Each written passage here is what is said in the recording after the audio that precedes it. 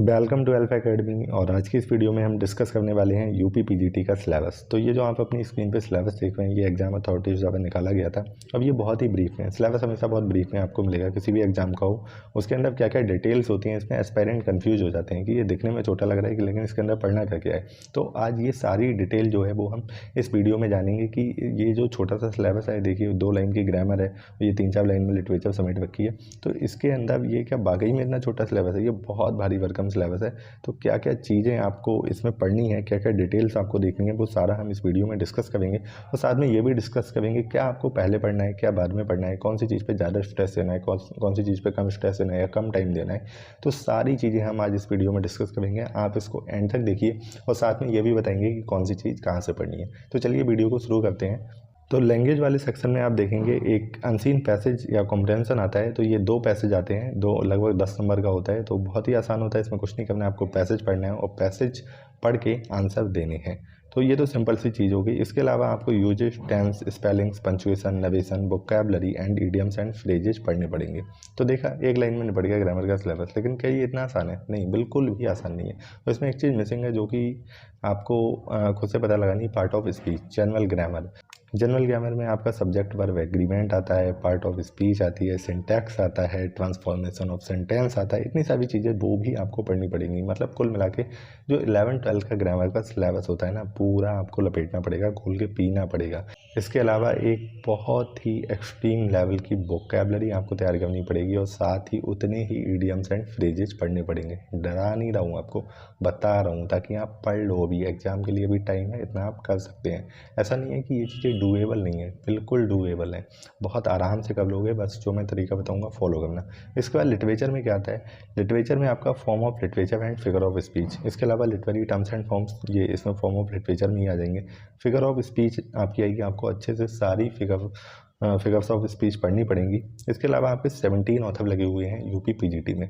चलिए शुरू से शुरू करते हैं। William Wordsworth, John Keats, Charles Lamb, PB Shelley, Charles Dickens, Matthew Arnold, Alfred Tennyson, Thomas Hardy, TS. Eliot, Kamala Das, Mulk Raj Anand, Nissim Ezekiel, Robert Frost, Walt Whitman, Ernest Hemingway, William Faulkner and William Shakespeare. तो मैं आपको बहुत ही अच्छे से बताऊंगा। चलिए पहले लिटरेचर पे ही फोकस कर लेते हैं, ग्रामर आपको बाद में बताता हूँ। सबसे पहले आपको क्या करना है, आपको थोड़ी सी हिस्ट्री ऑफ इंग्लिश लिटरेचर पढ़नी है, जिससे कि हालांकि उसका यूज कुछ नहीं है आपके एग्जाम में, लेकिन उससे आपको थोड़ा सा आइडिया लग जाएगा कि लिटरेचर है क्या। भैया जब आपको पता ही नहीं होगा कि लिटरेचर है क्या तो आप पढ़ोगे क्या? तो आपको सबसे पहले हिस्ट्री ऑफ इंग्लिश लिटरेचर को थोड़ा सा पढ़ना है। उसके बाद आपको लिटरेरी टर्म्स एंड फॉर्म्स पढ़नी है। अच्छा, ये सारी चीज़ें आप पढ़ोगे कहाँ से? मैं भी एक वीडियो बनाऊंगा हिस्ट्री ऑफ इंग्लिश लिटरेचर पे। इसके अलावा मैं ऐसा नहीं करूँगा, मेरे पास से ही देखिए, कहीं भी यूट्यूब पे आप थोड़ा बहुत जाके देख लीजिए। हिस्ट्री ऑफ इंग्लिश लिटरेचर के बारे में थोड़ा सा आइडिया ले लीजिए, कहीं भी थोड़ा बहुत पीडीएफ में पढ़ लीजिए। सारी एजेस के बारे में एक थोड़ा सा आइडिया ले लीजिए, ओके। तो उससे क्या होगा, आपका थोड़ा सा बैकग्राउंड क्लियर हो जाएगा। उसके बाद आप आना लिटरेरी टर्म्स एंड फॉर्म्स पे। मैंने अपने यूट्यूब चैनल पे एक वीडियो डाल रखी है, अगर आप वो वीडियो पूरी देख लेते हैं तो आपके लिटरेरी टर्म्स एंड फॉर्म्स जो है वो कवर हो जाएंगे। और उसका लिंक जो है वो डिस्क्रिप्शन बॉक्स में है। अगर आप वो वीडियो नहीं देखना चाहते हैं तो आप एस.के. अरोरा बुक उठाइए और वहाँ से लिटरेरी टर्म्स एंड फॉर्म्स को पढ़ लीजिए। इसके बाद आते हैं हम फिगर ऑफ स्पीच पे। फिगर ऑफ स्पीच के लिए भी आपको एस.के. अरोरा बुक उठानी है और पढ़नी है। तो सबसे पहले आपको ये 3 काम करने हैं। हिस्ट्री ऑफ इंग्लिश लिटरेचर पढ़ना है, forms literary terms and forms पढ़ने हैं, और उसके बाद फिगर्स ऑफ स्पीच पढ़ना है। उसके बाद आप आइए ऑथर पे। अब कौन सा ऑथर पहले पढ़ना है, कौन सा बाद में पढ़ना है? सबसे पहले तो आपको एज का आइडिया होना जरूरी है। जब आप हिस्ट्री ऑफ इंग्लिश लिटरेचर पढ़ लेंगे तो आपको एज का आइडिया हो जाएगा। तो सबसे पहले जो हमारा सिलेबस है उसमें शुरुआत है एलिजाबेथन एज से। एलिजाबेथन एज के विलियम शेक्सपियर आपके सिलेबस में लगे हुए हैं, जिसको आपको शुरुआत में बिल्कुल भी नहीं पढ़ना है, वरना आप डिमोरलाइज हो जाएंगे। क्योंकि विलियम शेक्सपियर जो राइटर या पोएट अपने आप में इतना बड़ा है कि आप पढ़ते पढ़ते परेशान हो जाएंगे और बाकी के राइटर आप छोड़ देंगे। तो बेटर है विलियम शेक्सपियर को आप बाद में पढ़ें, ठीक है। उसके बाद आती है आपकी रोमांटिक एज, ओके। बीच में भी बहुत एज है, लेकिन उनके जो राइटर हैं वो यूपी पीजीटी के सिलेबस में नहीं है। सीधा रोमांटिक एज पे आते हैं। रोमांटिक एज में हमारे पास है William Wordsworth, John Keats, Charles Lamb and PB Shelley. आपको इनको पढ़ना है। उसके बाद आती है हमारे पास विक्टोरियन एज। विक्टोरियन एज में आपके पास ऑथर लगे हुए हैं Charles Dickens, Matthew Arnold, Alfred Tennyson and Thomas Hardy, जिसमें से चार्ल्स डिकेंस और थॉमस हार्डी जो हैं वो नोबलिस्ट हैं।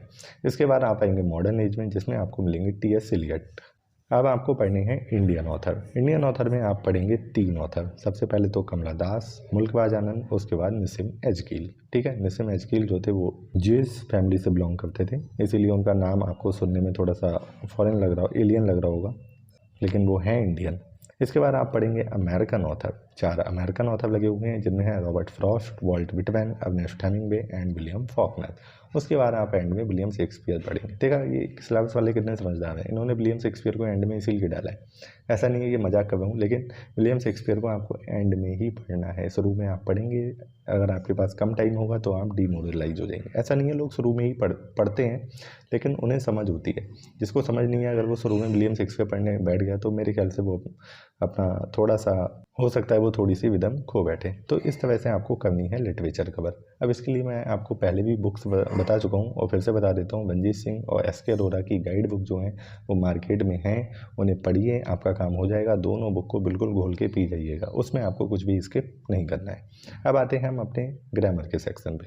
ग्रामर के सेक्शन में आपको क्या करना है, कंसेप्ट पढ़ने हैं, लेकिन साथ में प्रैक्टिस भी करनी है। जितना आप कंसेप्ट पढ़ेंगे उससे 10 गुना ज़्यादा आपको प्रैक्टिस करनी है, तभी आपकी ग्रामर कवर हो जाएगी। लोग क्या करते हैं, बस कंसेप्ट पढ़ते रहते हैं और प्रैक्टिस नहीं करते हैं। तो ग्रामर का जो सेक्शन है वो यहाँ पे बहुत कम दिख रहा है। मैं आपको एकदम डिटेल में दिखाता हूँ ग्रामर में एक्चुअली आपको पढ़ना क्या क्या है। देखिए, ये जो ग्रामर का सिलेबस है ये एस.के. अरोड़ा की बुक से उठाया गया है, क्योंकि ऑफिशियल साइट पे जो आपका सिलेबस दिया है वो बहुत ही ब्रीफ में आया है। उसमें आपको नहीं पता चल रहा है कि क्या क्या डिटेल्स ग्रामर के अंदर पढ़नी है। तो यहाँ से आपको एकदम क्लियर आइडिया लग जाएगा कि ग्रामर में आपको क्या क्या पढ़ना है। और एक चीज़ मैं और बताना चाहूँगा, ग्रामर पे आपको बहुत ध्यान देना है, क्योंकि जो भी आप लीड लेते हैं वो ग्रामर से लेते हैं। ग्रामर पे आपकी अच्छी पकड़ होनी चाहिए। लिटरेचर लिमिटेड है, 17 राइटर्स हैं, तो सभी लोग कर लेते हैं जो भी पढ़ने वाले हैं, लेकिन ग्रामर बहुत वास्ट है, तो उस पर सबकी इतनी अच्छी पकड़ नहीं होती है। तो ग्रामर पे अगर आपकी अच्छी पकड़ है तो आप वहाँ पे लीड ले जाएंगे। तो चलिए शुरू करते हैं। सबसे पहले अनसीन पैसेज आता है, 2 आते हैं, उसमें 5-5 क्वेश्चन होते हैं। तो इस पे आपको बहुत ध्यान देना है, क्योंकि ये बहुत ज़्यादा डिफिकल्ट नहीं होता है, बस प्रैक्टिस की कमी के कारण लोग इसमें क्वेश्चंस जो हैं वो गलत करके आ जाते हैं। तो इसकी आपको ज़्यादा से ज़्यादा प्रैक्टिस करनी है प्रीवियस ईयर पेपर से। सेकंड नंबर पे है जनरल ग्रामर। इसमें आता है आपका part of speech, tense, preposition, agreement, transformation और सिंटैक्स भी।